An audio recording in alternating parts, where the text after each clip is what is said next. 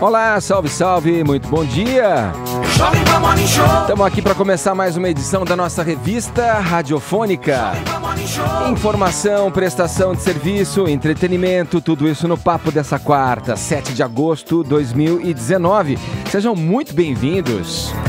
O papel da imprensa. Presidente Jair Bolsonaro edita medida provisória que desobriga empresas de publicar balanços financeiros em jornais de circulação nacional.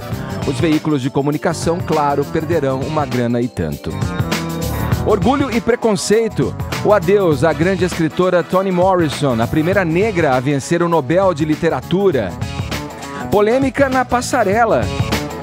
O que você, meu caro espectador, acha que de uma trans fazer parte do time de garotas propaganda de uma das marcas de lingerie mais populares do mundo, hein? Pois é, um diretor da Victoria's Secret deixou a empresa após a contratação da modelo trans brasileira Valentina Sampaio.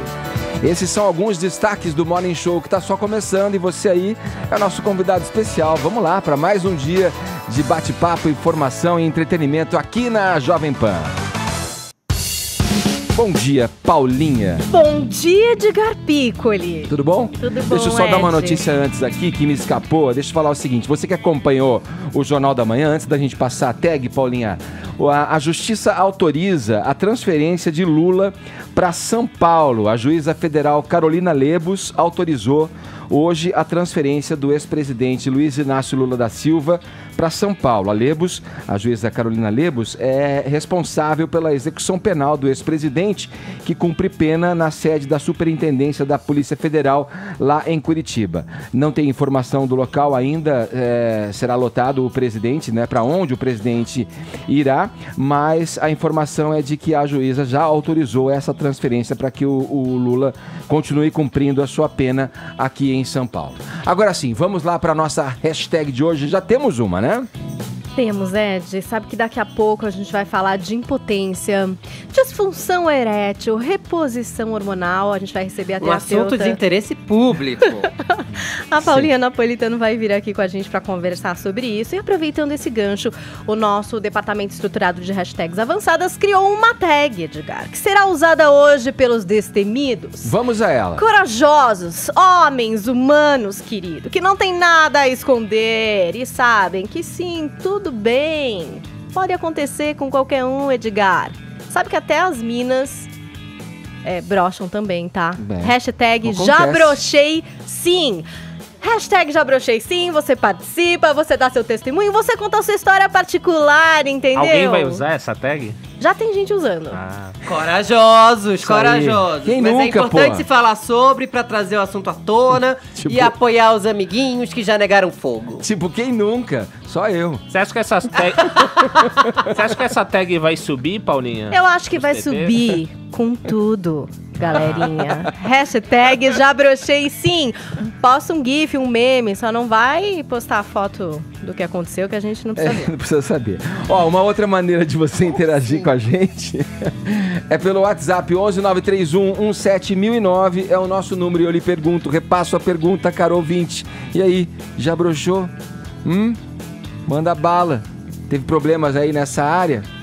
Conta pra gente, de cabeça erguida, tá certo? Sem problema nenhum, acontece. Mande sua mensagem em vídeo pro 11 931 17009. No mais, você pode nos acompanhar pelo aplicativo da Jovem Pan, também pelo portal jp.com.br, pelo nosso canal no YouTube e também nas mídias sociais, no Instagram e no Facebook. Passe pela nossa página, deixe o seu joinha que a gente fica feliz da vida, beleza? Todos convidados a passarem a próxima hora e meia colados aqui na Pan, porque o Morning tá só começando. Desculpa, eu tô rindo, porque eu Eu tô acho que vão vendo. chegar uns vídeos, tipo aqueles de depoimento, de Ô, meu criminoso amigo. que pixela a cara, fala no escuro, muda a voz, assim, pra não se identificar sobre a brochada. Fale também. Fora aquela clássica, né? Não aconteceu com um amigo meu amigo me falou, boa. tal, daquela situação. Vai, tá valendo. Manda aí mensagem pra gente pelo WhatsApp e participe da nossa tag no Twitter. Vamos lá, começando o Morning Show, vamos engatando já aqui uma primeira marcha.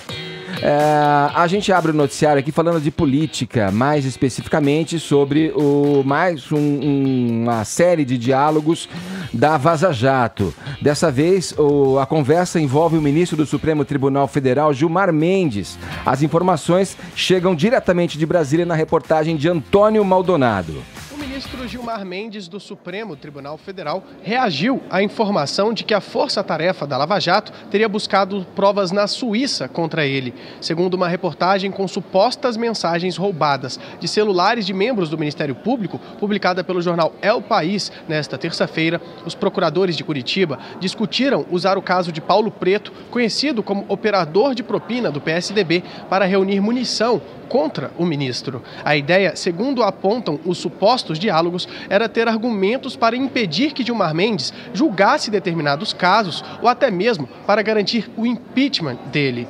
Na avaliação do ministro, tudo indica que havia na força-tarefa da Operação Lava Jato em Curitiba o que definiu como uma organização criminosa para investigar. Gilmar Mendes questiona a influência dos procuradores no conteúdo das delações e diz acreditar que essa é a maior crise que já se produziu no aparato judicial do Brasil desde a redemocratização do país. O que mostra isso? Mostra o uso da força-tarefa para fins, né, e interesses pessoais. Né? Tudo indica, e eu acho que na medida em que os fatos vão sendo revelados, que nós tínhamos uma organização criminosa para investigar. Né? E certamente nós vamos ter ainda surpresas muito mais desagradáveis. Temos que reconhecer, as organizações Tabajara estavam também comandando esse grupo. De acordo com a reportagem publicada nesta terça-feira, procuradores e assistentes se mobilizaram para apurar decisões e acórdãos de Gilmar Mendes para, eventualmente, embasar uma ofensiva contra ele.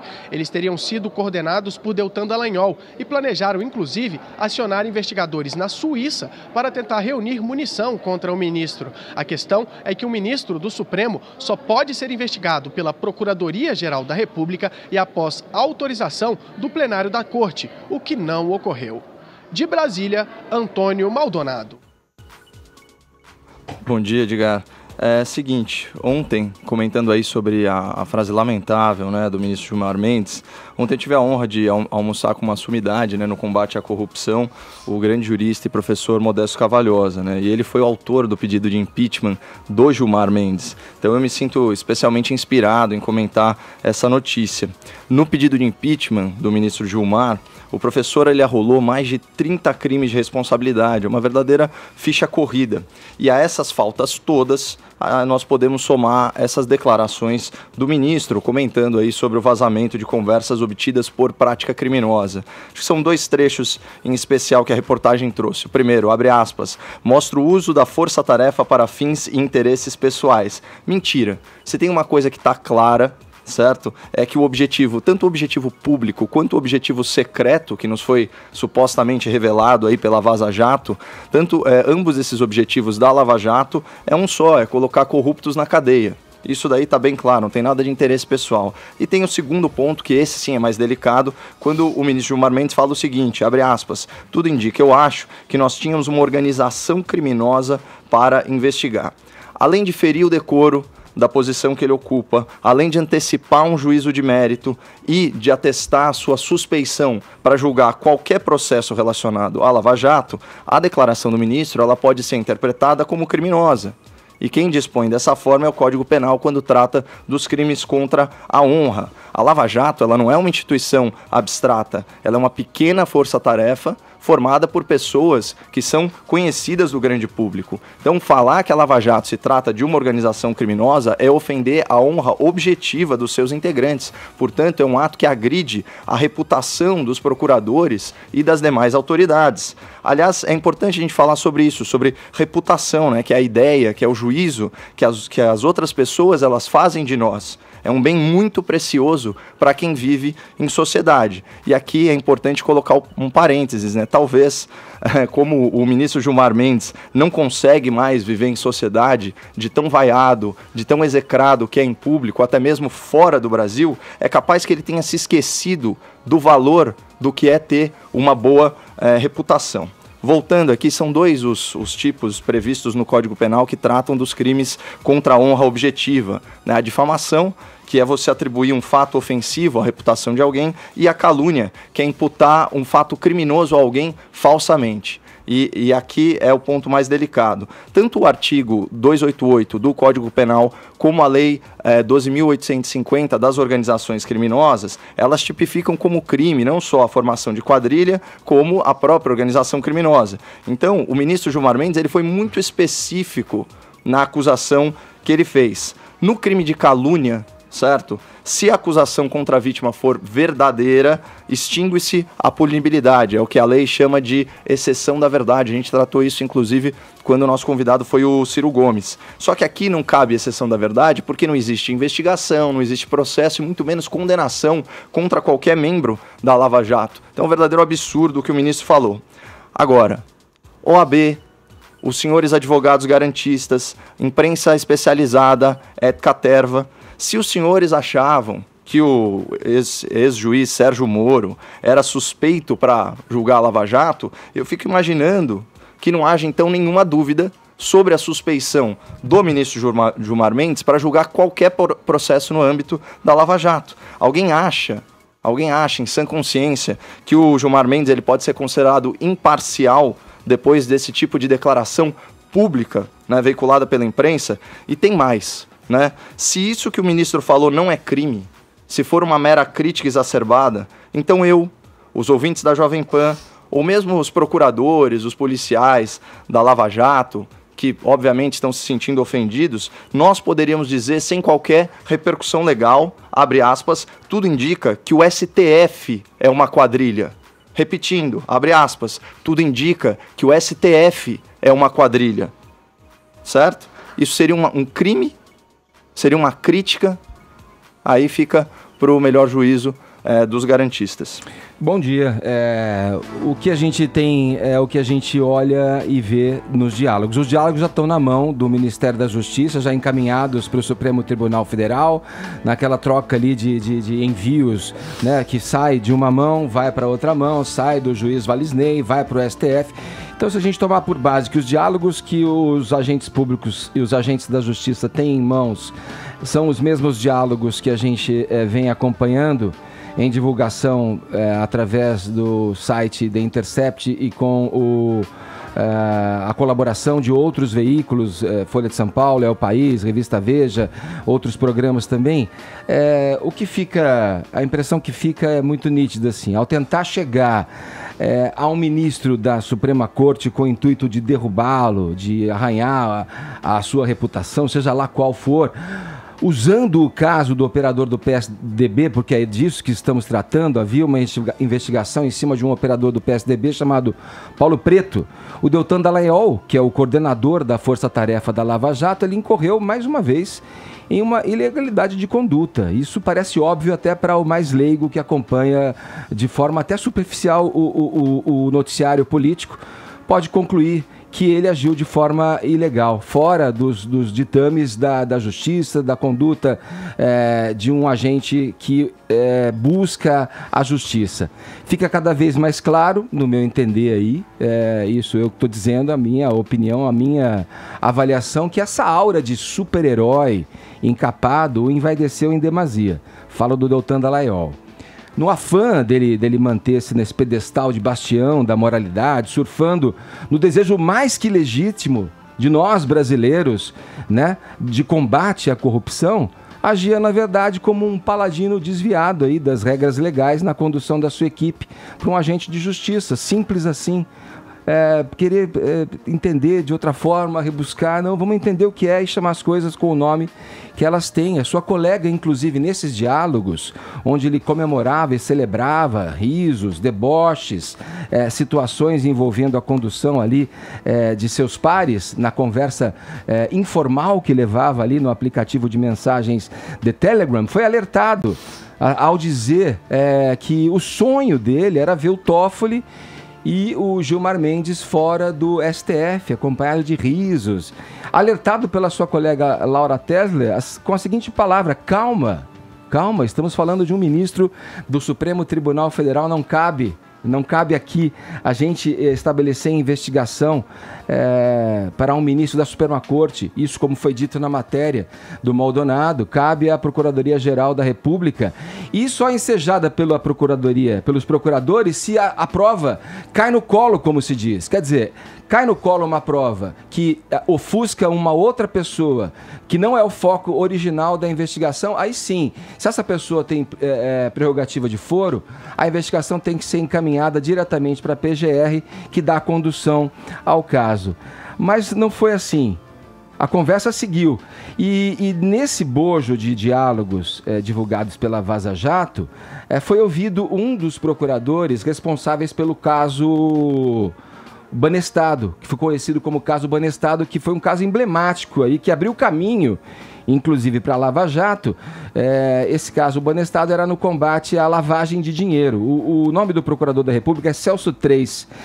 Ele atuou diretamente com o juiz Sérgio Moro, isso tudo está na matéria do El País, na condução do Banestado. Ele disse o seguinte: os procuradores não cogitaram apenas um atalho para chegar ao Gilmar Mendes. Eles violaram o devido processo legal, desviaram a finalidade da investigação, se utilizando da autoridade que tinham para investigar, sim, o operador do PSDB, Paulo Preto, para buscar chegar a algo que pudesse comprometer criminalmente o juiz Gilmar Mendes. Estou defendendo o Gilmar Mendes? De jeito nenhum, nem um pouco. Mas havia ali uma guerra de poder tocada por debaixo do tapete pelos procuradores para tentar confrontar algumas decisões do ministro da Suprema Corte que, na verdade, desagradavam os integrantes da Força Tarefa. Quer dizer, o ministro do STF está ali e pode ser julgado pelos seus pares a partir de algo que seja detectado de uma maneira legal, assim como qualquer caso de justiça. Qualquer coisa que fuja da legalidade, fora do padrão, fora dos ditames do Código de Ética, do que diz o Código do Processo Penal, dá margem a esse tipo de declaração mesmo do ministro, que pode ter exagerado ou não, mas dá margem a chamar uma operação que tem o apoio de grande parte da população brasileira, mas tinha o apoio maciço, dizia, quando isso estava aos olhos da população como um verdadeiro combate real, digno e justo contra a corrupção, agora está afetado. Se ele exacerbou dizendo que as condutas se assemelham às condutas de uma organização criminosa, aí eu julgo, aí a justiça pode dirimir qualquer dúvida a esse respeito. Mas o que enseja o ministro Gilmar Mendes a dizer o que disse não é pouca coisa. É sim algo que deixa uma mancha numa das operações mais importantes que o Brasil já teve à sua frente. Só uma observação. Por que será que o sonho de um homem, né, que tem dedicado aí os últimos anos da sua vida no combate à corrupção é que os ministros Dias Toffoli e Gilmar Mendes saiam do STF? Parece um desejo legítimo, né, considerando que eles são aí os próceres da doutrina laxativa que solta tudo e todos. E aqui é muito importante, aí já concedendo o benefício da dúvida, partindo do pressuposto que as mensagens são verdadeiras, não se pune o que é aventado no campo das ideias, em mensagens privadas. A gente tem que ver quais as medidas práticas e quais os atos públicos que se coadunam com o que foi efetivamente falado. E, de fato, investigar um ministro do Supremo Tribunal Federal extrapolaria a competência do Ministério Público Federal. Isso seria de competência ou do próprio tribunal ou até mesmo da Procuradoria-Geral da República, salvo, no caso que você bem colocou, de uma investigação cruzada em que o nome do ministro acaba aparecendo diante de outros suspeitos de corrupção. Então, a situação não é tão preto no branco assim, a gente precisa ver qual que é o caso concreto,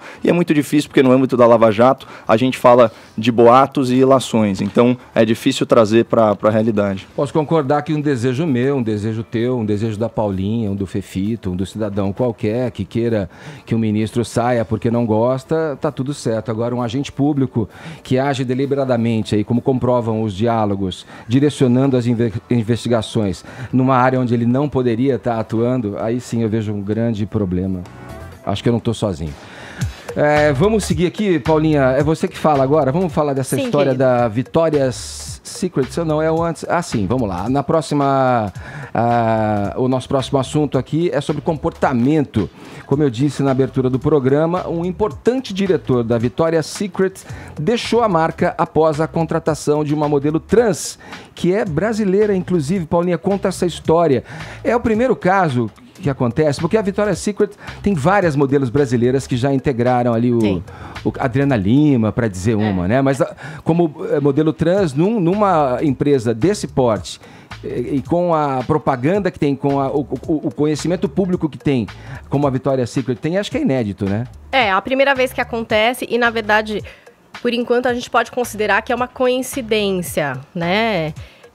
Teoricamente, o desligamento desse executivo, que está desde 83 no grupo que é dono da Victoria's Secret, que é o Ed Razek, ele está lá desde 83. Em 95 ele participou da criação desse desfile da Victoria's Secret, que é mundialmente famoso, projetou a marca demais, criou a figura das Angels. Foi dele a ideia, por exemplo, Edgar, de colocar as asas nas modelos, né? Que aí rendeu esse apelido de Angels. Para as modelos mais bonitas, consideradas as mais bonitas do mundo, né? Aquele ideal de beleza, magro, peitudo, Mara, Gisele Bündchen já foi Angel e várias outras modelos. Mas há muito tempo, Edgar, esse desfile ele não tem revertido em vendas, né? Não tem aumentado as vendas da Victoria's Secret. E 2, tem sido, sim, criticado pela falta de diversidade. E aí a gente está falando de diversidade de cor, das transexuais não incluídas, das mulheres plus size. Então, a Victoria's Secret tem lidado com isso, né? Criou esse ideal de beleza mundo real. Sensual, caiu pro mundo real. E tão lindo, e agora tá batendo com o mundo real, que é o que tem vendido também na moda, Edgar, né? A gente sabe que as marcas estão se aproximando mais da mulher real, da mulher comum, e tem conseguido vender os seus produtos assim, coisa que a Victoria's Secret estava com bastante dificuldade de fazer.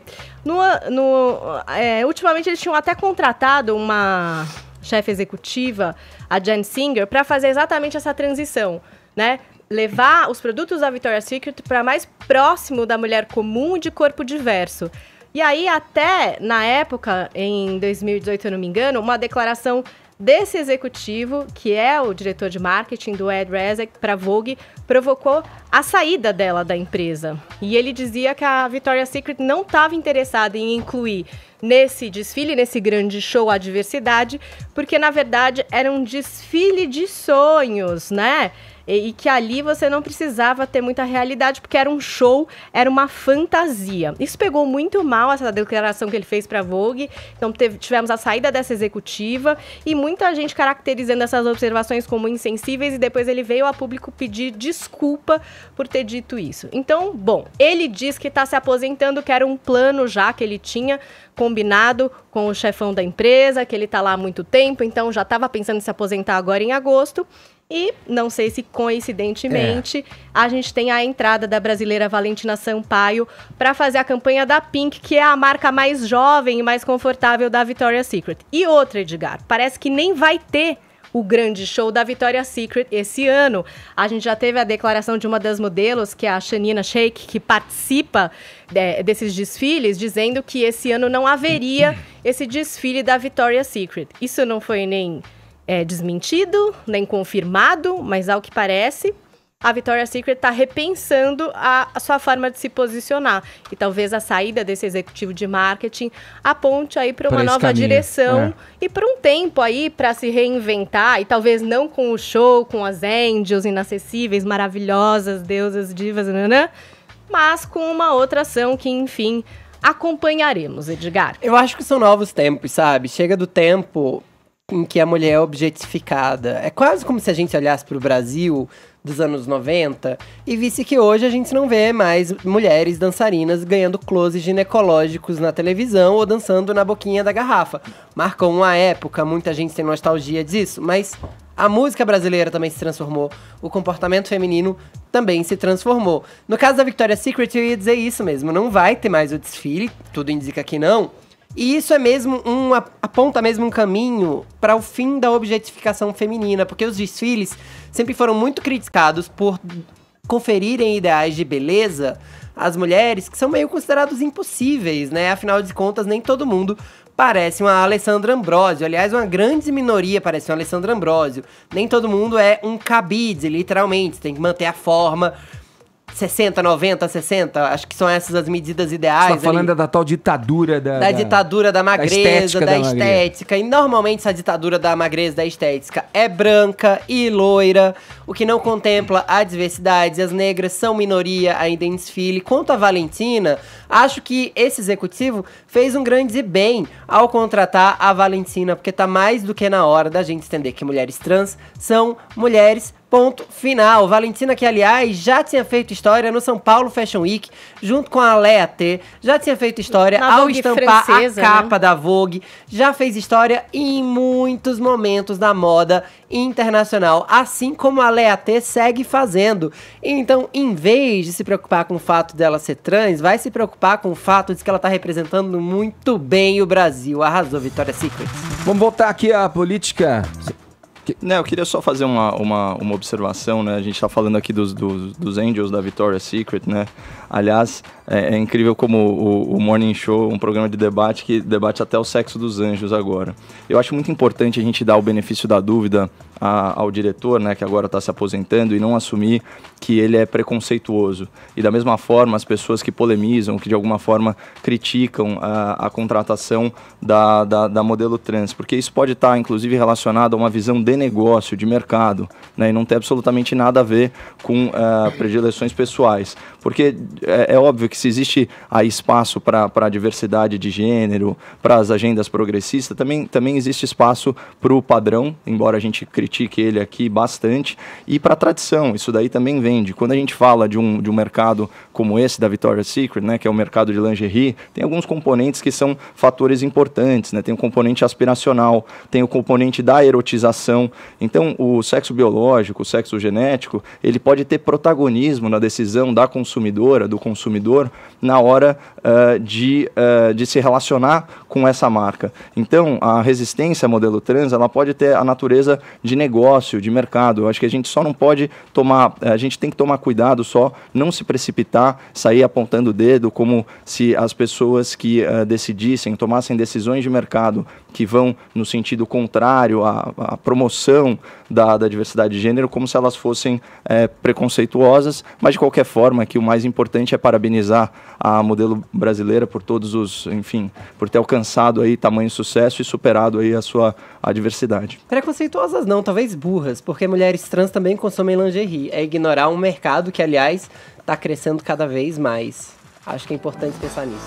O presidente Jair Bolsonaro assinou uma medida provisória que desobriga empresas de capital aberto de publicar seus balanços em veículos de comunicação impressos. As companhias, segundo o AMP, o farão apenas nos sites da Comissão de Valores Econômicos e no Diário Oficial da União. O presidente chegou a dizer nesta terça-feira que a medida é uma retribuição à forma como foi tratado pela imprensa durante a campanha eleitoral.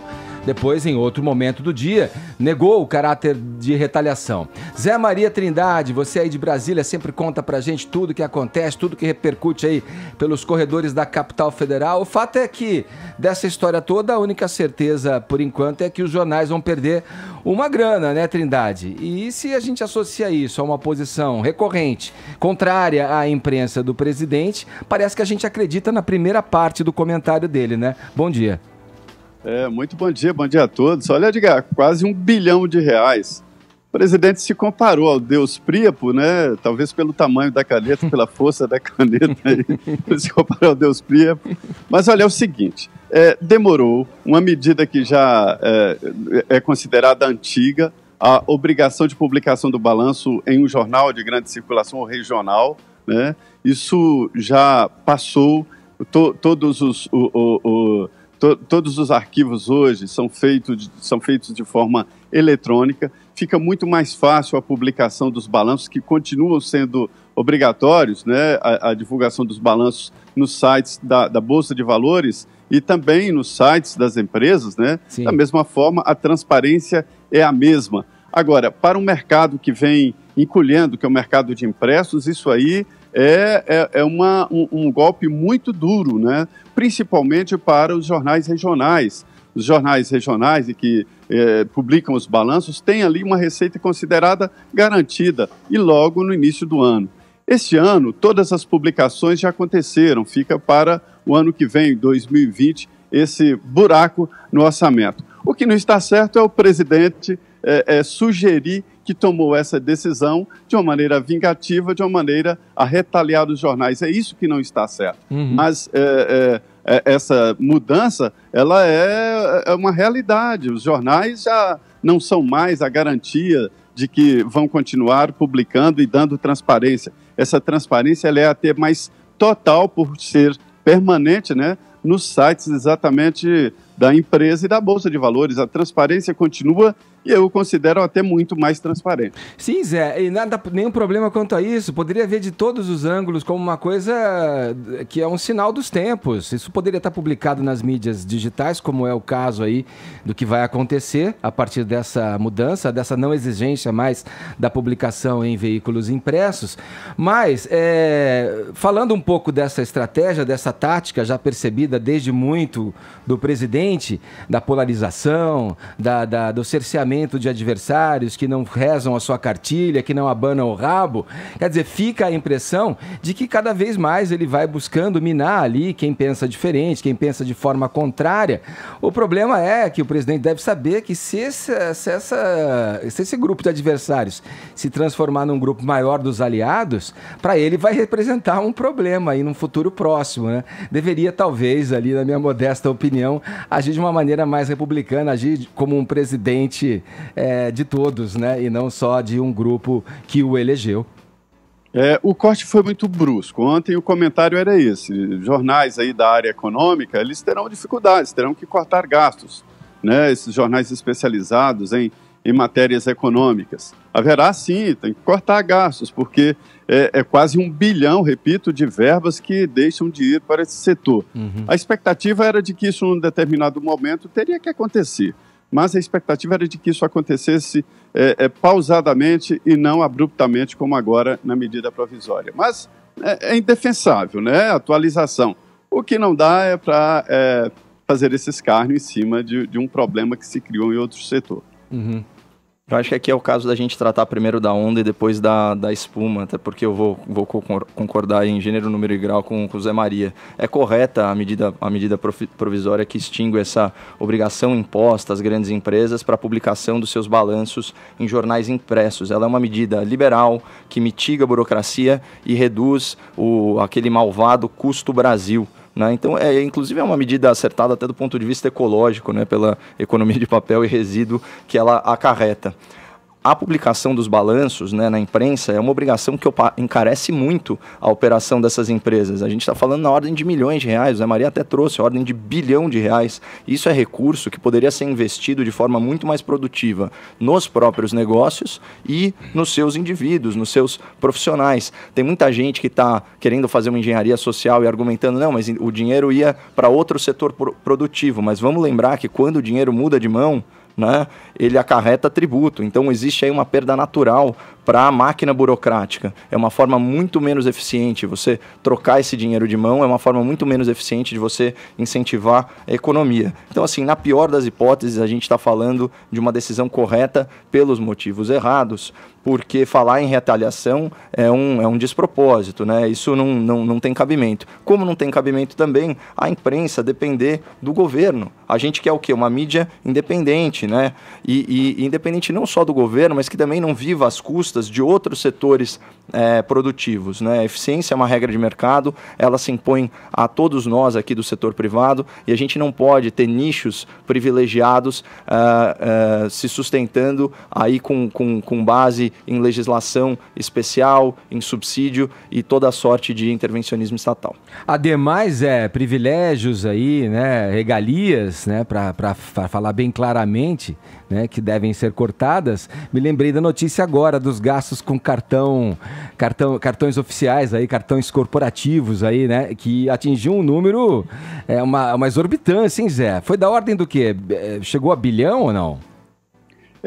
Olha, Edgar, esses gastos com cartões, eles explicam aqui de que houve uma mudança. Olha, só para complementar aqui, Caio, as empresas, não só do governo, não só estatais, mas são obrigadas a essas publicações em jornais. Foram, né? Porque todos os balanços já foram publicados, não só estatais. E o ministro Paulo Guedes considera isso chiqueirinhos. E existem vários chiqueirinhos no Brasil que ele pretende ir acabando um a um. São cartórios, não cartórios tradicionais, mas grupos que se protegem ali em determinados setores através de legislação velha. Essa história dos cartões corporativos, eles foram idealizados... Quanto foi a cifra, Zé? Acho que é perto de 6 bilhões de reais, né? Somando todos os cartões... Sim. São vários ministérios, né? E eles são gastos ali imediatos, de deslocamentos. O problema é que tem gastos sigilosos, né? Você não precisa confirmar onde você gastou. Para um governo que se propõe austero, seria um bom ponto de corte interessantíssimo aí, inclusive para demonstração política para a população de que realmente ele está agindo como ele pregou durante campanha, enfim. Não é a primeira vez que isso é publicado, e a explicação é de que é preciso ter, sim, um nível ali de gastos sigilosos, né, mas não desse nível, no governo. E que o cartão ele é até muito mais prático e objetivo, porque quando se usa o cartão, sabe-se exatamente do que gastou e é fácil de rastrear, né, uma modernidade. Só que há exageros e a dificuldade maior de explicação é exatamente isso. É o discurso que levou o atual presidente ao Palácio do Planalto. Aí é que mora a diferença. E aí também o argumento de que antigamente se despistava os gastos de cartão com outros gastos, e agora não, todos de uma só vez. Valeu, Zé. Essa mamata vai acabar, Zé. Lembra dessa frase? Só que não. A mamata continua firme e forte na casa dos milhões. Valeu, Zé. Um abraço para você, bom trabalho aí em Brasília. Muito bom dia a todos. Vamos finalizar esse bloco, Fefito. Por que a biografia... um assunto que não pode sair da nossa Não, o Brasil tá abalado com esse assunto. Sério, as pessoas não falam em outra coisa. Eu quero saber por que a biografia, Fefito, da ex-musa da banheira do Gugu, a Solange Gomes, tá gerando aí um estardalhaço, um desconforto pra muita gente. Conta aí, o que acontece? Que mané falar em gasto de cartão corporativo do presidente. Que mané falar de Queiroz ou de nomeação de filho e parente. Vamos falar da biografia da garota da banheira do Gugu, que está, sim, abalando o Brasil, porque Solange Gomes escreveu uma biografia chamada Sem Arrependimentos, que tem, veja você, Edgar, 454 páginas. Caramba, extensa, hein, até? Muito extensa. E dentre as revelações... Prepara, já diria a Anitta, porque tem coisa muito boa pra quem consome o mercado de celebridades aí. Primeira delas, ela conta que fez sexo a 3 com Márcio Garcia e o irmão dele, o Marcelo. Que grande festa. Você tem que me avisar, porque eu coloco a suspense aqui, pô. Uma grande suruba. Mas prepara que já vai ter mais suspense pra você fazer. Diz que depois de ter saído com os dois, com o Márcio Garcia e o irmão, ela ainda saiu só com o Márcio e só com o irmão depois. E depois ainda levou uma amiga numa festa que ela ia ficar com o Márcio Garcia, e quando viu o Márcio Garcia tava beijando a tal amiga, que também era capa da Playboy, e ela fez o quê? Saiu estapeando a amiga e nunca mais viu o Márcio Garcia. Mas você acha que é só? Só finesses, Tem um grande jogador de futebol, responsável por um grande título nosso. Pô, e aí? Eu não vou. Que não marcou gol. Mas você não vai revelar, deixa. Eu vou revelar. Eu vou revelar porque tem tudo a ver com a nossa hashtag de hoje, Já Brochei Sim. Se você não foi ainda na nossa hashtag, Já Brochei Sim, é a nossa hashtag do dia. Romário. Ela disse que cruzou olhares com o Romário, mas ele tava meio mal, que tinha sido cortado da seleção. Levou ela num motel depois de um jantar. E quando viu a tabela de preços, escolheu a suíte mais barata. Tá certo. E quando chegou lá... Analisando, pensando no futuro. Pois é, e quando chegou lá, não emplacou o que devia ter emplacado. Não bateu nem na trave, se é que você me entende. Gente, acontece. Deixou a Solange a ver navios. Ela foi chateada com isso? Não, imagina, só botou na biografia. Pois é. Quer mais? Disse também que saiu com o Renato Gaúcho e quando tava saindo com ele, com 2 meses, descobriu que tava grávida do Renato Gaúcho. E com medo de perder o relacionamento, abortou, sem nem contar pra ele que tava grávida. Ele nunca soube, também não se manifestou sobre essa revelação até agora. O relacionamento dela não foi pra frente. A gente sabe que o relacionamento dela, que acabou virando um grande escândalo midiático na época, foi o dela com o Vaguinho, do então grupo Os Morenos. se eu não me engano, cantava Marrom Bombom, lembra? Porque Não. eles... Porque ela engravidou e teve que deixar a banheira do Gugu. E depois teve uma grande luta por pensão alimentícia com o pagodeiro. E você acha que é só? Sobra até pra Carla Perez. Vai, manda. Porque ela disse que a Carla Perez foi responsável por seu parto acontecer antes do tempo. Meu Uma Deus! vez que ela descobriu que a Carla estava jantando com o Vaguinho e o David Brasil contou pra ela. Ela ficou Passou nervosa. tanto nervoso que pariu Caramba. antes. Ô, Fefito, eu não lembrava. Como é que chamava uma outra que era mais conhecida? Luísa Ambiel Luísa é a Ambiel, primeira é garota da isso, banheira, é isso aí. que foi lá pra Casa dos Isso eu Artistas lembrava. 3 com seu fã. Inclusive, o fã dela ganhou a Casa dos Artistas 3. Só lembra quem tem memória pra coisas inúteis, não é mesmo? Mas Luísa Ambiel ficou muito famosa. É atriz, inclusive. Tá em cartaz por aí. Tem um canal no YouTube em que ela entrevista pessoas na banheira, inclusive. E Solange Gomes foi a segunda garota da banheira. Na época posou pra Playboy e tudo mais. Mas a gravidez precoce ali... Pode ser considerar precoce ou não sei, encerrou mais cedo a carreira dela na banheira do Gugu. Solange ainda revela que, como ganhava cachê na banheira do Gugu, ela teve que fazer show de striptease grávida em casas de prostituição. E não se prostituía, mas fazia striptease. E na hora que ela ficava nua, ela pedia pro DJ soltar bastante fumaça e pras outras garotas, pras prostitutas da casa protegerem ela, pra ela não ser apalpada. Ela disse que era a única coisa que restava pra ela poder fazer um pé de meia durante a gravidez dela. Ou seja, é um livro que não doura a pílula. Pra você que não sabe, esse livro vai ser lançado agora no próximo dia 13 aqui em São Paulo, na Livraria da Travessa. Ainda falaremos mais de literatura nesse programa, né? Mudando um pouco de área. Agora 10 horas e 43 minutos, horário de Brasília. Jovem Pan Morning Show. Vamos embora, vamos em frente. Pompa e emoção marcaram a apresentação de Daniel Alves no São Paulo na noite de ontem. A reportagem é do nosso colega Daniel Lian. Vamos ver. Depois da calorosa recepção no aeroporto de Congonhas, o capitão da seleção brasileira viveu mais um momento inesquecível em sua carreira. Cerca de 45 mil pessoas compareceram à festa de sua apresentação no Morumbi.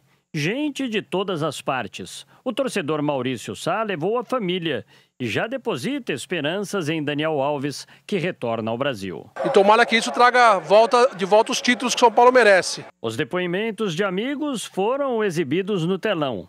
Um dos melhores jogadores do planeta, o argentino Lionel Messi, mandou o recado para o ex-companheiro de Barcelona. Bueno, muchísima suerte. Te mando abraço grande e lo mejor como sempre. O uruguaio Luiz Soares também fez as vezes. Te mando abraço muito grande e que sigam os éxitos. Num evento como esse, as pessoas chegam cedo e aí bate aquela fome. E para acabar com essa fome, tem o lugar certo. Nossa especialidade, pernilzinho com calabresa. Torcedor pede muito? Pede bastante. Um lanche de pernil aqui esperando o Daniel Alves. Chegou cedo aqui para acompanhar a festa aí? Acompanhar um pouco aqui, comer um pouco também na frente, aproveitar um pouco. Tem que matar a fome, né? Isso. Os vendedores aproveitaram para faturar. Tá boa, Daniel Alves está vendendo as camisas dele. Como era uma festa para todas as idades, as crianças também marcaram presença. Valia até palpite sobre onde deve atuar. Eu acho que ele devia jogar no meio campo. Daí é muito bom, vai agregar muito, porque ele pode jogar lateral direita e no meio campo. Enquanto isso, em meio à multidão, os orientadores soltavam a voz com a ajuda de megafone para direcionar a entrada. Acesso ao portão 15, arquibancada amarela e vermelha. Nem a noite fria afugentou as milhares de pessoas que compareceram ao estádio Cícero Pompeu de Toledo para acompanhar o evento. Parecia dia de jogo, dia de clássico. E todos com apenas uma motivação: acompanhar a chegada do craque. Paguei ingresso. Vale a pena? Muito, demais. Valeu a pena. Um jogador desse nível, a gente faz um esforço aí. E receber o Daniel Alves com muito carinho. Daniel Alves coleciona troféus. É o jogador que mais títulos conquistou na história do futebol. 40 no total. Agora espera quebrar o jejum de um clube que não vence um campeonato desde 2012. Sou uma pessoa que em todos os lugares que eu passei, eu conquistei alguma coisa e eu espero que aqui no São Paulo não seja diferente. Coube a Kaká lhe entregar a camisa de número 10. Dani Alves, como é carinhosamente chamado, não escondeu a emoção de poder jogar na equipe que torce. Para ele, trata-se da concretização de um sonho. Estou realizando um sonho de criança, né? Sonhei muito tempo com esse momento. E este sentimento do atleta já se espalha e faz pulsar mais forte os corações, como o do pequeno torcedor. Melhorar o time, né? Ser campeão mundial com o tricolor. Olha que interessante isso, a vinda do Daniel Alves aqui pro Brasil, a volta dele para jogar no Brasil e no São Paulo. Olha o que movimenta, fora tudo isso que é bom pro São Paulo, que é um grande jogador, mas o sentimento do gosto de quem é o fã do futebol, o espectador, de assistir uma partida também, porque é um grande ídolo, é um grande nome, e também, não só pro torcedor, mas para os times que vão enfrentar o São Paulo a partir de agora. Você imagina um oponente ali que vai fazer ali a marcação, né, das ações do Daniel Alves, o empenho que esse cara vai dar, tem alguma dúvida do esforço que esse cara vai imprimir no seu desempenho ali para defender a sua equipe contra o São Paulo, né, e todo o potencial e habilidade e destreza do Daniel Alves, cara, isso é muito bom pro futebol brasileiro, não só comercialmente falando, não só para a questão da torcida, para valorizar o nosso principal esporte, mas também pelo fato dos jogadores em si, né, se sentirem motivados, né, no enfrentamento ao São Paulo a partir de agora, que vai contar com esse reforço aí incrível do Dani Alves. Dani Alves, bem-vindo. Tá lá, São Paulina. Tá? Adorei e queria mandar também os parabéns pro Daniel Lian, porque o look da cobertura jaqueta está maravilhoso, uma coisa Walter White, sim, misturado também com It, primeiro filme de It, agora, né? Foi maravilhoso. Olha, foi incrível o Daniel Lian e foi incrível a festa que o São Paulino fez, estádio lotado para receber esse grande ídolo que só vem aí para engrandecer o futebol brasileiro. Você vê as crianças falando aqui na nossa reportagem, a alegria do São Paulino, o depoimento do Messi, o depoimento do Soares também, a estica, né, como que ele se apresentou, né? Ali. Tipo, o cara se prepare, não é qualquer presença. Europeu, né, um terno, uma gravata ali, o respeito, bacana, vai ser muito legal. Eu que não sou São Paulino, tô muito feliz com a vinda do Daniel Alves para o São Paulo e que venham outros também. E que venham outros em condição de competir em alta performance ainda, como é o caso, né, fisicamente, do Daniel Alves também, além da qualidade técnica, é um jogador extremamente preparado. E né? Que os clubes ofereçam a eles os suportes que eles merecem e receberam lá fora, para que mais jogadores possam vir para cá e ver que o futebol brasileiro também cuida bem dos seus. Falado. Vamos em frente do esporte para a literatura. Paulinha, o mundo se despede de uma grande escritora, no caso aqui a escritora americana Toni Morrison. Vamos falar da importância dessa mulher para a literatura internacional. Bom, ela foi a primeira mulher negra ganhadora do Prêmio Nobel de Literatura, na categoria ficção especificamente, mas do Nobel de Literatura como um todo, em 93. Tinha muitos admiradores, Edgar, inclusive várias pessoas fizeram posts de homenagens a ela ontem. Uma dessas pessoas, o ex-presidente americano Barack Obama. Ele escreveu assim, ó: Toni Morrison era um tesouro nacional, boa como contadora de história e cativante pessoalmente do mesmo jeito que em suas páginas. Sua escrita foi um belo e significativo desafio à nossa consciência e à nossa imaginação mortal. Que presente respirar o mesmo ar que ela, mesmo que apenas por um tempo. Ela faleceu aos 88 anos no Centro Médico Montefiore, em Nova York. Parece que ela passou por um breve problema aí de saúde e veio a falecer. Ela nasceu em 1931, no estado de Ohio.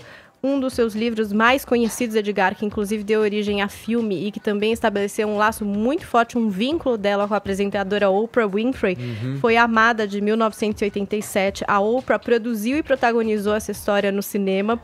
Ganhador do Pulitzer em 97, exatamente. Inclusive. Ela viveu a Seth, que era uma escrava fugitiva que tentava se ajustar a uma situação de liberdade, e é interessante ver como a Academia Sueca, que entregou o Nobel a Toni Morrison, descreve a sua obra. Eles dizem assim, ó: são romances caracterizados por força visionária e teor poético, dá vida a um aspecto essencial da realidade americana. E relembrar uma das frases da escritora quando foi receber esse prêmio, dizendo: nós Morremos. Esse pode ser o significado da vida, mas nós fazemos linguagem. Essa pode ser a medida de nossas vidas. Aqui no Brasil, seus livros foram publicados pela Companhia das Letras e em 2015 ela publicou seu último romance, o 11º deles, né, intitulado Deus Ajude Essa Criança, Edgar. Tá certo. Agora vamos lá pro intervalo. A gente já retoma aqui na programação do Morning Show, faltando 1 minuto para as 11. O horário é de Brasília. Jovem Pan Morning Show. Vamos em frente. Olha, Fefito, quero saber o seguinte. Tem uma produção nova aí sendo organizada pela Rede Record de televisão, que é na linha das produções bíblicas da emissora, né? Conta pra gente aí. Mas parece que não vai ter nude, né? Não vai ter nude, gente. Não manda nude pra Adão e Eva. A Eva não vai mandar nude pra Adão, entendeu? Ah, mas esse é Adão e Eva. Mas põe aquela folha. A folhinha, aquela folha. É isso. É exatamente essa questão agora. A folha da videira. A folha da videira. Põe a serpente, que nem a Britney ali. Não, ó, pra você que não tá entendendo o que a gente tá falando, a Record vai produzir uma nova novela bíblica chamada Gênesis. Agora ela atrasou um pouco a produção, então vai reprisar o Rico e Lázaro a partir de dia 13 agora, inclusive essa semana. E aí, em abril, estreia Gênesis, que é essa novela que vai contar todas as histórias do primeiro livro da Bíblia. Vai ter o Abraão, que vai ser vivido pelo Hernani Moraes, por exemplo. Vai ter o José do Egito, que já foi minissérie da Record e vai voltar agora em novela. Vai ter a história do Caim e Abel, que são filhos de Adão e Eva. E claro, vai ter Adão e Eva. A Record tá procurando agora os protagonistas por meio de testes para saber quem serão Adão e Eva, mas e também uma locação para fazer os Jardins do Éden. Exatamente. Outras fases da novela vão se passar em Israel, em Marrocos e tudo mais. Mas o Jardim do Éden tem que ser uma bela de uma floresta, onde vai ter uma serpente animada e maçãs frondosas. Sei. Gostou do frondosas? Muito bom. A grande questão agora da Record é como retratar Adão e Eva, que segundo a Bíblia estão pelados, até o momento em que ela come da maçã e todos têm vergonhas, veem suas vergonhas e aí passam a se cobrir. Como retratá-los pelados numa novela no horário das 8 e poucas da noite? É uma boa pergunta, porque essa simbologia, esse símbolo do nu de Adão e Eva é muito forte. Sim. Né? É muito forte no paraíso ali. Como é que eles vão retratar isso? Ai, tem sempre um mato na frente, Edgar. Não, assim, uma moita. Será que vai ter que fazer que nem no Instagram, que você espuma? Gente, dá pra fazer. Dá pra fazer? Eu tenho certeza que a Record vai conseguir fazer. Pois é. Olha, os figurinistas da Record já estão desde já fazendo estudos com folhas, galhos e couro, gente. Mas assim, ninguém garante que é isso que vai... Mas essa parte coberta, né?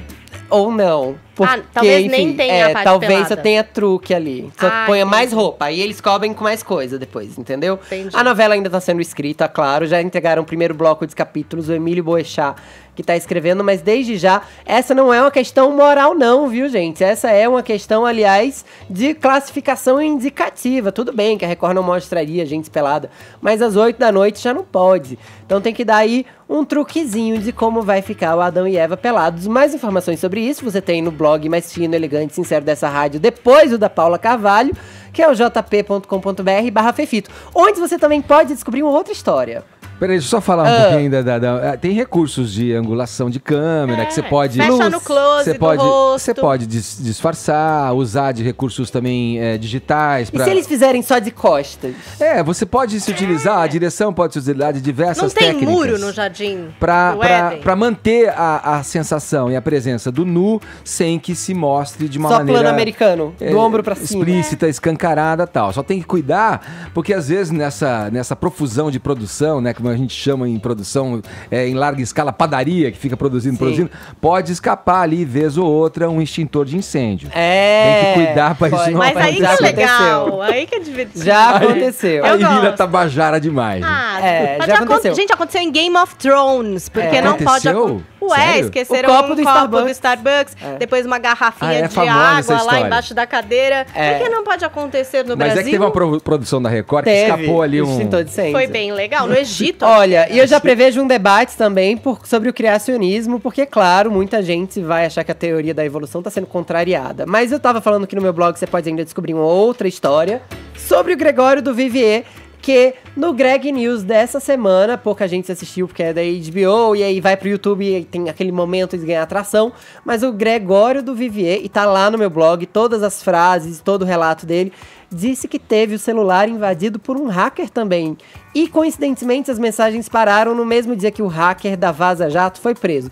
2 dias depois, o celular voltou a ser invadido, mas dessa vez do Canadá. E, pasme, o hacker mandou uma nude do Gregório para o próprio, para provar que teve acesso a todas as mensagens dele no Telegram. Então o hacker viu a nude do Gregório do Vivier. Tá tudo lá no jp.com.br/Fefito. Falado, Fefito. Agora 11h09, horário de Brasília. Jovem Pan Morning Show. Olha, hoje não é sexta-feira, mas ela, Paula Napolitano, terapeuta sexual, colaboradora aqui, fiel do nosso Morning Show, tá com a gente para falar de um assunto que, olha, claro, permanece tabu. Broxar, meus amigos. Paulinha, seja bem-vinda mais uma vez. Obrigada, ótimo dia. Ótimo dia. É legal ter você aqui para falar disso, que é sempre um tabu, gera ali as nossas risadas e tal, mas tem casos que são muito sérios, né? E que devem ser tratados com uma seriedade, mas a gente procura manter o humor aqui ao falar de broxadas. Para todas as pessoas, tenso, traz sofrimento, traz angústia, né? Vamos enveredar por isso aí, mas antes da gente começar a falar, eu quero pedir pro Fefito falar pra gente o que na verdade motivou a nossa pauta de hoje, né? A respeito da broxada. Por que vamos falar disso com Paula Napolitano, Fefito? Pois é, porque sexta-feira, no Altas Horas, tem aquele momento tradicional da Laura Miller, em que convidados e plateia tiram dúvida. E aí, sábado, aliás, no Altas Horas, a pessoa está confusa hoje. E aí, o que acontece? Laura Miller tava... É uma macieira frondosa pra você que me corrigiu, viu, gente? Aí, olha só. Laura Miller estava respondendo a dúvida de Whindersson Nunes, que falou sobre sua libido. E também ganhou opiniões de Fábio Pochá. Eu não vou nem fazer suspense. Vamos ver o que o Whindersson Nunes teve a dizer sobre o seu garoto bobo. Quando eu comecei a fazer academia, eu comecei a gastar muita energia, ficar muito cansado, inclusive você gasta muitos hormônios do corpo, e tinha dias que eu não tava com vontade de transar, assim, sabe? Tinha dias assim que eu ficava assim, sono. Chama casamento, de deitar. Chama casamento. E aí, sabe o que acontecia? Às vezes eu sentia vontade, assim, aqui agora, senti vontade aqui agora, vamos lá. Quando chegava lá, eu já não tava assim com tanta vontade mais. Aí eu olhava aqui, o negócio tava legal, mas tava igual aquele balão de festa, quando começa a ficar assim de manhã meio xoxo, assim, meio... Você olha e fala, vamos lá, e ele, vamos. E aí, no meio do processo, acontecia a famigerada broxada, né? Que é aquela coisa que, enfim, você vai indo e é uma comunicação que você tem com a cabeça daqui e da cabeça daqui. Sim. Que você fica, meu Deus do céu, você olha pra baixo e fala, não. Eu acho que foram os dois convidados que mais se expuseram no seu programa. Tranquilo. Foi o Whindersson. Mas calma, então o final da pergunta. O final da pergunta é que eu fiz a reposição hormonal. E funcionou muito bem. Eu queria perguntar se é normal, tipo, um cara jovem como eu, 24 anos, e precisar fazer uma reposição hormonal. Eu fiz realmente o meu exame de sangue e deu que a minha testosterona estava muito baixa. Portanto, você viu aí o garoto bobo do Whindersson Nunes, passou a ser um garoto muito esperto depois da reposição hormonal. Então tá na hora da gente saber se você aí de casa broxou, sim, com Paula Napolitano. E isso atinge, Paulinha, né? Eu falei, né? Ricos, famosos, jovens, pessoas mais velhas. Exato. E tem sempre a história, você vê, causa riso, né? As pessoas falam, o Whindersson é um cara engraçado ali, contando o caso dele ali. Sempre dá pra dar uma risada, mas tem situações também que, na verdade... Desesperador. Porque muitas vezes é aquele riso de nervoso, né? De tão nervoso. Eu tô rindo, mas é de nervoso. Exatamente. Mas é importante a gente... Legal que ele abriu esse assunto, porque tem muita gente que passa por isso e não sabe o que fazer, vai em médico, começa a tomar remédios eretivos sem indicação médica, começa a fazer algumas coisas ali, começa a se frustrar, e aí o medo de perder ereção vai fazer com que provavelmente a pessoa perca ereção de novo, porque se a cabeça de cima tá funcionando, a de baixo não funciona. Isso vale para homens, mulheres, qualquer pessoa. Se eu estou no pensar, eu não estou no sentir. Se eu não estou no sentir, eu não estou nas sensações e eu não vou conseguir me excitar e ter desejo assim por diante. Mas o caso dele foi um caso que é um caso raro.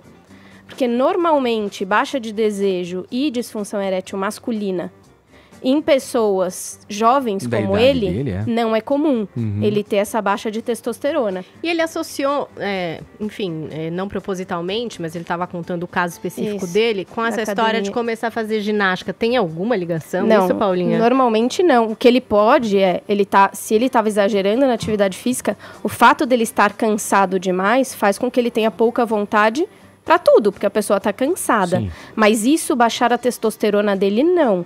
Agora, o que acontece com muita gente que faz academia e toma bomba, por exemplo, e toma testosterona, aí sim você pode ter um aumento de testosterona e depois ter uma baixa de testosterona. Uhum. Porque o teu cérebro entende que ele não precisa mais fabricar testosterona e ele para de fabricar. Então, muitas pessoas que estão usando testosterona ou usam coisas sem indicações médicas podem ter um prejuízo nesse sentido. Aí voltando àquela lógica, né?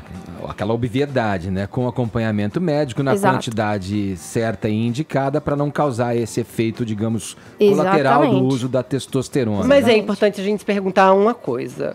Qual a diferença entre o Viagra e a reposição hormonal? Porque muita gente tende a procurar um remédio com efeito imediato para ir lá e mandar ver. Sim. Só que quem tomar esse remédio vai continuar sofrendo com a baixa de testosterona, em tese, é isso? Sim.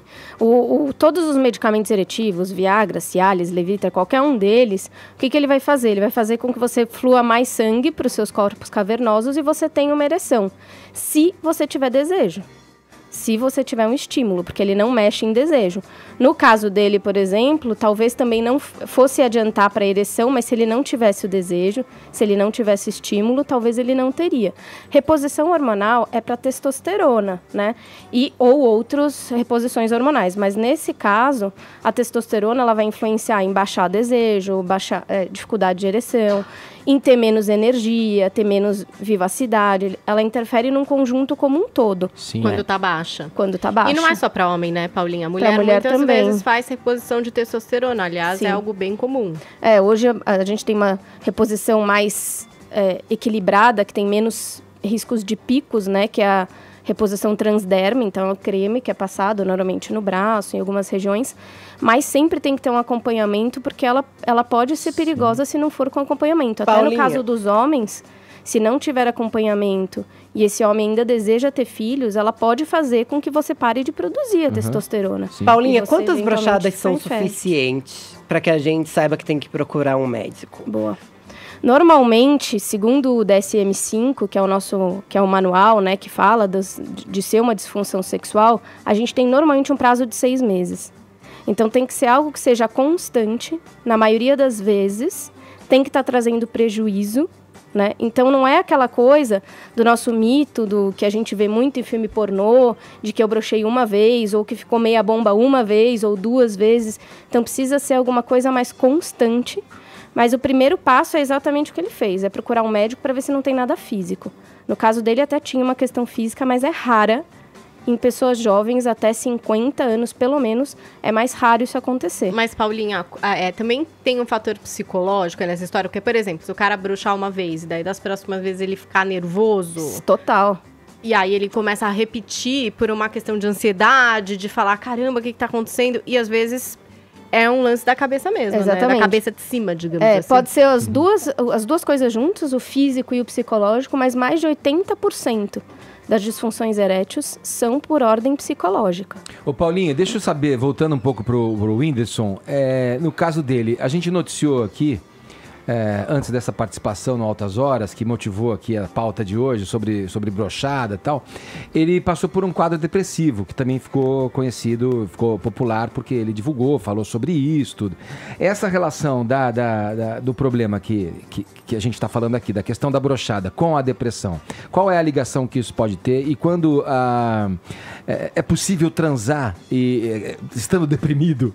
Total, assim, tem uma influência bastante grande, porque é isso, muitas vezes o problema de ereção acontece por questões de ansiedade de desempenho, de não estar conseguindo focar ali, de várias questões, mas a disfunção erétil pode acontecer por uma baixa de desejo. Porque se eu não tô tendo desejo, como é que eu vou ter ereção, que é o segundo passo? E a depressão vai desencadear essa baixa Exatamente. de desejo. A depressão ela vai fazer com que você tenha falta de libido, de vida, de vontade, de ânimo para tudo. Inclusive para a questão sexual. E se ele, eu não acompanhei, mas se ele estivesse tomando medicamento eretivo, medicamento antidepressivo, eles também influenciam no desejo. Baixa libido. Para homens e mulheres, né? Para homens e mulheres. Então, também pode ter influenciado nesse sentido. Então, é legal você ter falado isso, porque é sempre um conjunto. É muito raro algum caso no consultório e tal, que uma pessoa fala assim, é isso só. Sim. Normalmente é um conjunto. O relacionamento, às vezes, também está passando por algumas dificuldades, tem uma questão muito grande de ansiedade, tem uma questão de não conhecer muito bem o teu corpo, o corpo da parceira. Então, você tem esse medo de perder ereção, então você quer ir logo pro vamos ver, só que não deu tempo de você se sentir excitado. Sim. O próprio mito da máquina masculina, que tem que funcionar toda hora com qualquer pessoa, independente de qualquer coisa, faz com que às vezes você não tá muito no clima, você não tá muito afim, mas já que você tem que comparecer ou que a outra pessoa procurou, você já vai sem desejo, sem excitação e a chance de não rolar é muito grande, né? Então, normalmente é um conjunto todo que influencia. Olha aqui, a gente tem a nossa hashtag aqui, vamos aproveitar, Paulinha, como é que tá a nossa hashtag aí? Já brochei, sim. Vamos conferir as participações, começando com o Crentes, então, que tá sempre aqui com a gente, hashtag já brochei sim. Eu nunca brochei porque nem tive oportunidade pra isso ainda. Rindo de nervoso. Força, Crentes, então, sua hora chega. E na primeira vez pode acontecer, né? Às vezes pode, por esse nervosismo, sem dúvida. Pode dar problema. Ariana Cristina, bom dia, Paulinha. Eu brocho todo fim de mês quando as contas não fecham. Acho que todo mundo passa por isso, é um brochamento universal brasileiro, isso aí é maravilhoso. Alessandro Afonso, hashtag já brochei sim. Bom dia, amigos de toda manhã, já brochei sim e não tenho vergonha de dizer. Mas tive apoio da companheira, conversamos depois de relaxado, tudo voltou ao normal. Alessandro, é isso aí, garoto. O importante é ter apoio e não ser julgado. Isso é importante, o jeito que o parceiro reage. Sem dúvida. E essa coisa de justamente partir do pressuposto que eu brochei, então nunca mais vai voltar, e acaba tudo, é a pior coisa que você pode fazer. Então, acabou broxando, relaxa, continua ali, continua beijando, continua no namoro, continua namorando, vai ali fazer um agradinho pra pessoa que tá do teu lado, que as coisas nessa tranquilidade tendem a voltar. Quando você relaxa, quando você desencana dos problemas. Exatamente. Não foca no problema, na verdade. Esse é um problema que muitos homens contam, assim, a partir do momento que eles perderam a ereção, é como se, tipo, o mundo acabasse, caísse e eles param tudo. E aí esse parar tudo que faz com que a ansiedade deles vai aumentar tremendamente na próxima vez. E às vezes do parceiro ou da parceira também já ficar meio tenso para uma próxima vez. Ô Paulinha, você sabe que uma vez eu brochei, tô falando sério, uma vez eu brochei e para não ficar muito mal com a minha mulher, eu disse para ela, calma amor, é que eu acabei de transar com uma pessoa. E fez uma confissão, né? Vamos ver o que o nosso ouvinte disse aqui pelo WhatsApp, 11-931-17-1009.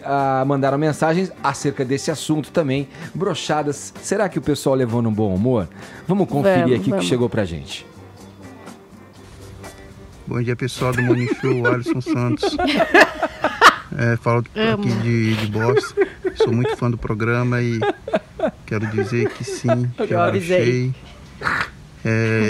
Foi um momento muito nervoso, era uma mina que eu queria muito, muito, muito. Eu nunca imaginei que eu fosse ter na minha vida e até que surgiu uma oportunidade.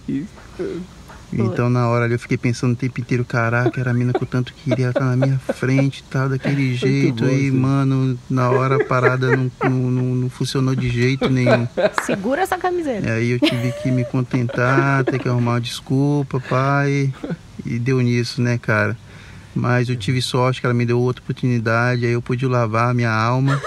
Boa! Que bom! É uma das maiores conquistas da minha vida até hoje. É isso aí, Jovem Pan, abraço a todos, sou muito fã de todos vocês. Eu sou um cara, eu me considero de direita, mas eu sou fã de todos, sem exceção. Eu respeito muito o comentário de todos vocês, sou fã do Fefito, do Edgar, do Caio, da Paulinha, do Vini, as imitações do Vini, vocês são F pra não falar palavrão. Abraço. Olha, peraí, segura um pouquinho. Calma, tava muito maravilhoso, gente. Você que tá no rádio perdeu uma das melhores participações no WhatsApp. O Alisson estava disfarçado com uma camiseta e um óculos escuro. Nunca ninguém saberá quem é ele na história. Essa simpatia de pessoa que foi sincerona e contou uma história bastante comum, que é do cara conseguir uma mina que ele é muito afim. E na hora não conseguiu responder. Ainda bem que você teve uma segunda chance, arrasou, lavou a sua alma, assim como você disse aqui.